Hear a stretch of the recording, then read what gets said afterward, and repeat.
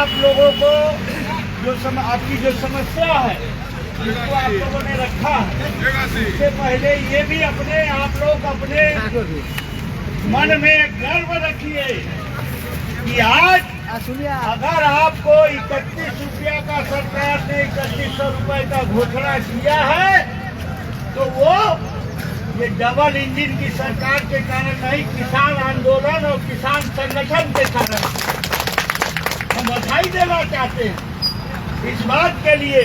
आज आपका रेट पंजाब, हरियाणा, पश्चिमी उत्तर प्रदेश सबसे बहुत ज्यादा है और इसके लिए हम बीजेपी को नहीं बधाई देते, पश्चिम उड़ीसा के कृषक संगठन, किसान आंदोलन को, ये संयुक्त कृषक संगठन को बधाई देना चाहते। ये मामूली बात नहीं है, ये आज का लड़ाई नहीं है, धीरे धीरे धीरे धीरे बीच रूप में आया है। आज आप लोग जो कह रहे हैं, जो मांग रखे हैं, ये जान लीजिए कि कहीं न कहीं आप लोग मिनिमम सपोर्ट प्राइस, ये सार्वजनिक वितरण प्रणाली, आखिर एफसीआई जब खरीदता है तो किसको देता है? राशन के दुकान को देता है। मेरा ख्याल है कि यहाँ ज्यादातर किसान भाई जो बेच रहे होंगे उसको शायद खुद भी ना खाते हो, लेकिन सरकार देती है, ठीक है।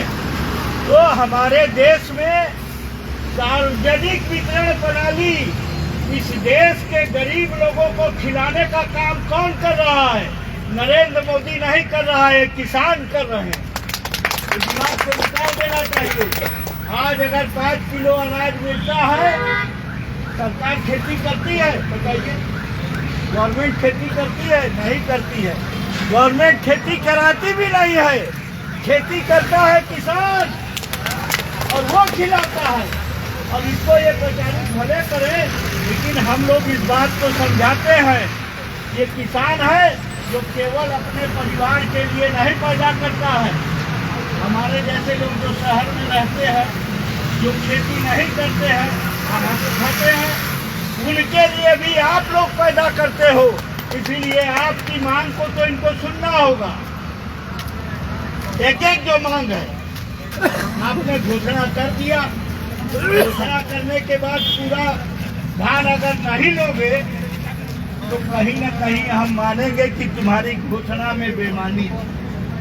आज का बंद ये चीज साबित करता है, सारा चीज जितना है कि आपका वो रजिस्ट्रेशन का, मैं बहुत दिन से समझने इतना व्यवस्थित एग्जाम दीजिए। ये भी उत्तर प्रदेश में, बिहार में इस तरीके से जैसे सिस्टमेटिक आप लोगों का है और आपके किसान आंदोलन के कारण है, ये रजिस्ट्रेशन, ये टोकन, ये जो व्यवस्था है, इसका मैं श्रेय पूरी तरीके से ये आप लोग जैसे जो संगठन है उनको देना। हाँ हाँ, अभी हमको पता चला है कि आपके अभी ये जानकारी मिली है, रास्ते में पता चला है कि ओडिशा के विधानसभा में एक संकल्प पारित हुआ।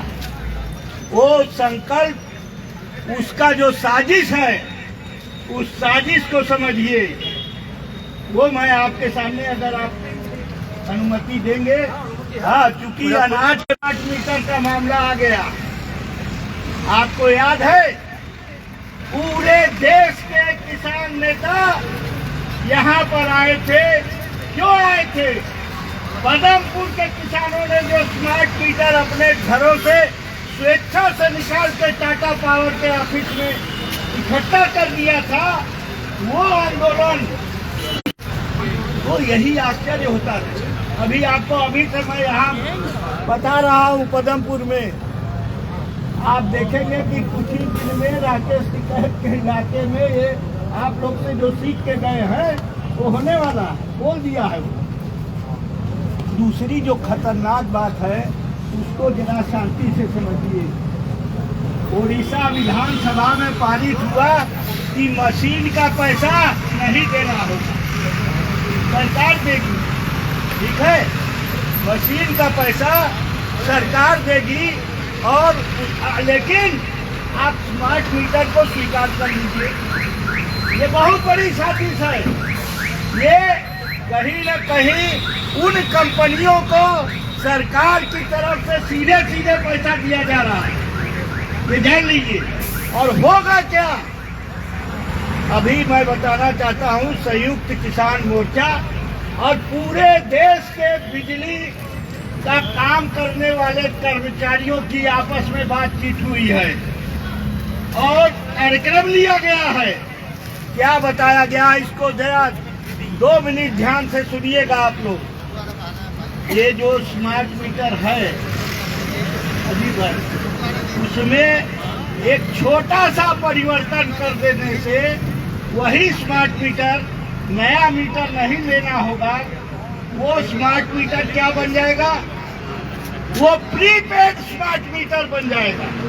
किसान भाई आप ध्यान रखिएगा, दिमाग में बैठा के। इसीलिए ये मोहन मांझी की सरकार ये निर्णय ले रही कि पैसा हम देंगे। क्यों दोगे, किसान के लिए नहीं दोगे। और वो बिजली की कंपनी जिसका प्राइवेटाइजेशन हो गया है, टाटा पावर, नवीन पटनायक के समय से हुआ होगा, जब से हुआ, ये लोग सब एक साथ हैं इस सब मामले में, बिजली के मामले में, प्राइवेटाइजेशन के मामले में। तो ये जो जाएगा, हम लोगों को, हमको नहीं पता था, नहीं, पूरे उत्तर प्रदेश के बिजली कर्मचारियों के यूनियन का संयुक्त संगठन, अलग अलग यूनियन है, लेकिन सब कोई साथ मिल करके प्राइवेटाइजेशन के खिलाफ लड़ रहे बिजली के कर्मचारी। उन कर्मचारियों ने संयुक्त किसान मोर्चा को बुलाया, हम लोग गए लखनऊ में और बताया। पहली बार हमको समझ में आया कि ये स्मार्ट मीटर जो है, प्रीपेड स्मार्ट मीटर कोई अलग चीज नहीं है, वही मीटर रहेगा। एक छोटा सा परिवर्तन कर देंगे और वो prepaid smart meter. Prepaid smart meter माने क्या हुआ, मोबाइल देख रहे हैं, पैसा जमा करते हैं, पैसा खत्म, बातचीत बंद।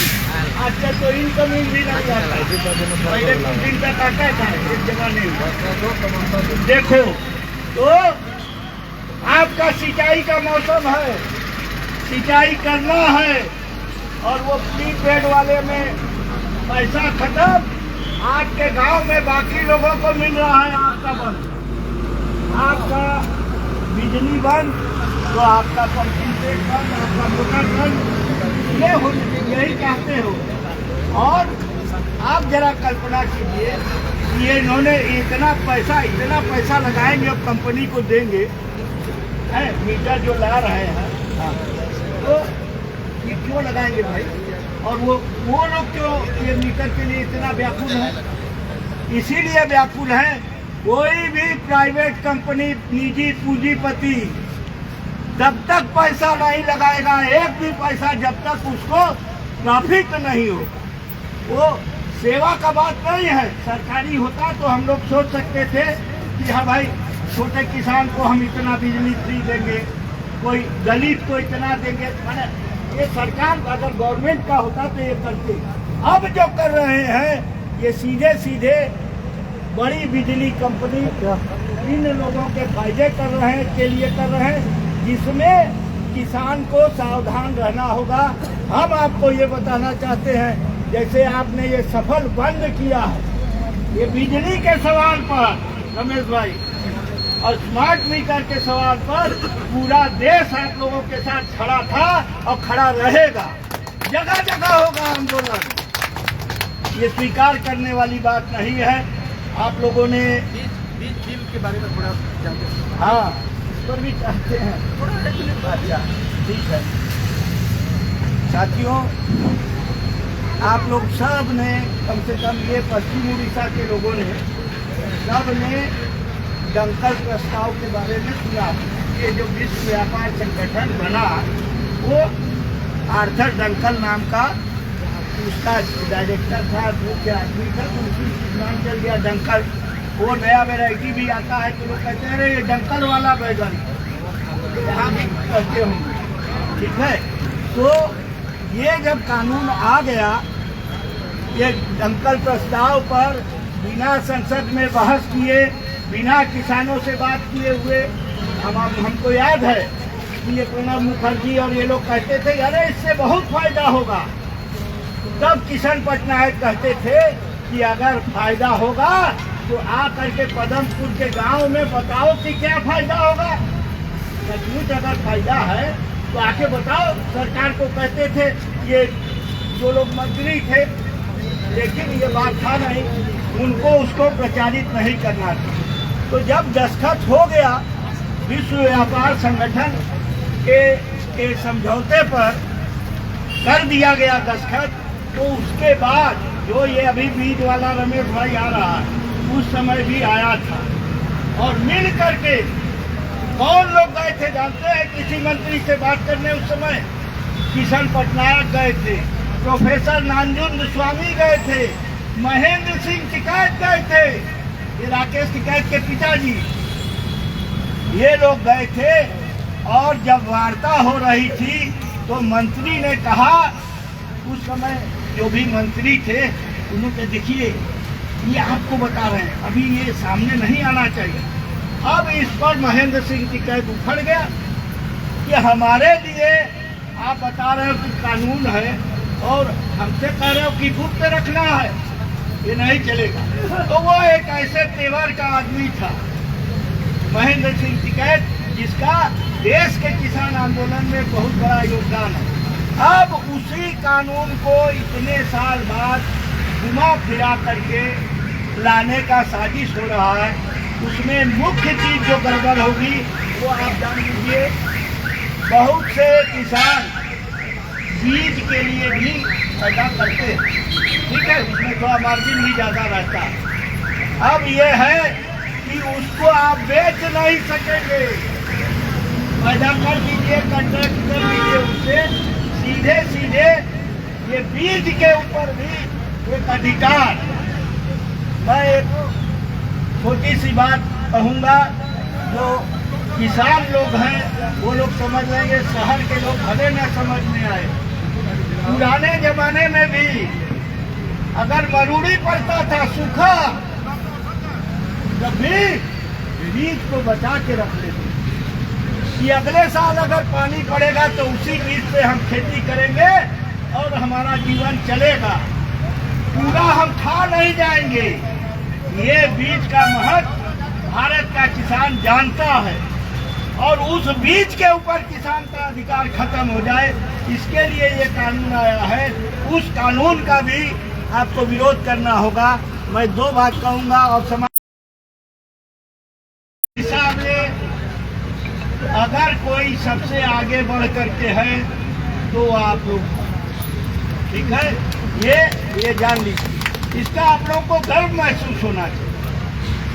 हम लोग देश भर में चाहते हैं कि गारंटी होना चाहिए कि अगर मान लीजिए 3100 रुपया क्विंटल अगर रेट तय हुआ है तो 3100 रुपया के नीचे कोई व्यापारी भी नहीं खरीद सकेगा, इसका गारंटी, ठीक है। तो ये एक प्रमुख बात है। दो बात और रह गई, एक बिजली में भी आपने नेतृत्व किया है।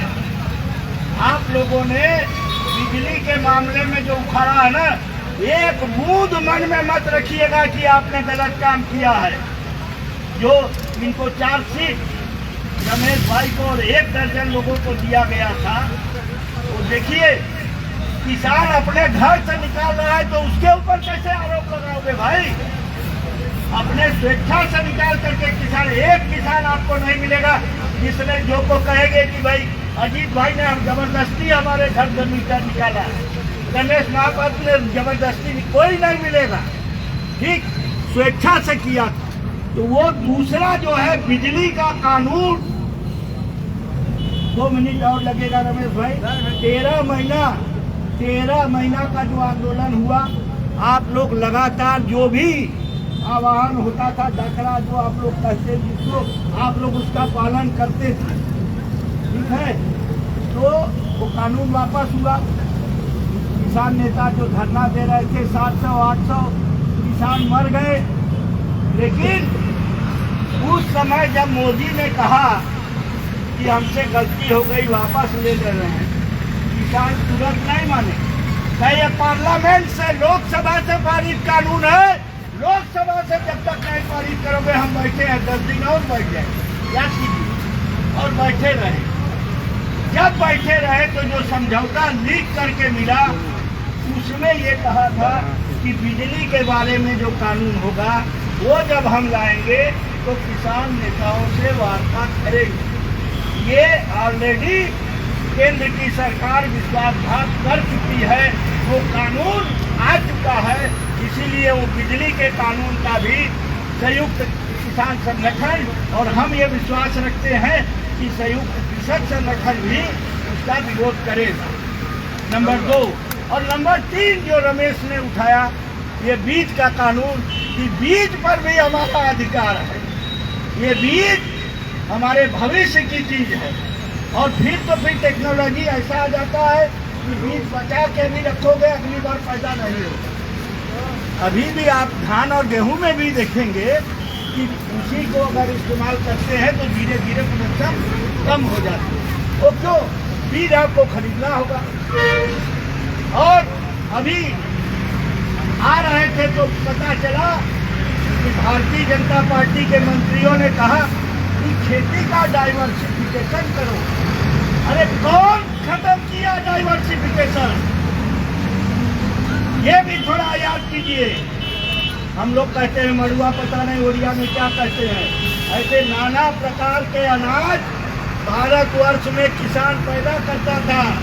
इसमें ज्यादा पानी की जरूरत नहीं होती थी, ज्यादा खाद की जरूरत नहीं होती थी। उसको खत्म किसने किया?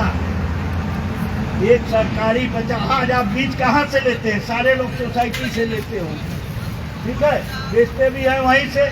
तो ये कहाँ से? पहले क्या होता था? अजीत भाई से हम कहेंगे कि हमारे यहाँ मट्टी में पानी ज़्यादा है, अजीत भाई थोड़ा बीज दे दो। रमेश से हम कहेंगे कि हमारा जमीन एक गड्ढे वाला ऐसा है, रमेश कहेंगे हमारे पास भी है। ये किसान एक दूसरे से अदला बदली करता था। ये बीज कानून में ये बंद, ये नहीं होगा। और उन चीज़ों को, उस परंपरा को खत्म करके ये हाई यील्डिंग वैरायटी और ये सारा चीज आया है। और इसलिए ये धोखेबाजी है। पूछिए उन लोगों से कि जब डाइवर्सिफिकेशन खत्म हो रहा था तब तुम कहाँ थे? तुम्हारी पार्टी कहाँ थी? तो इन सब धोखों में कम से कम ये सबसे जागरूक इलाका है देश का किसानों के मामले में, किसान आंदोलन के मामले में। आप लोग दिशा देंगे, आप लोगों के पीछे देश का किसान आंदोलन चलेगा, ये हमें विश्वास है। धन्यवाद और जय हिंद, जय जवान, जय किसान।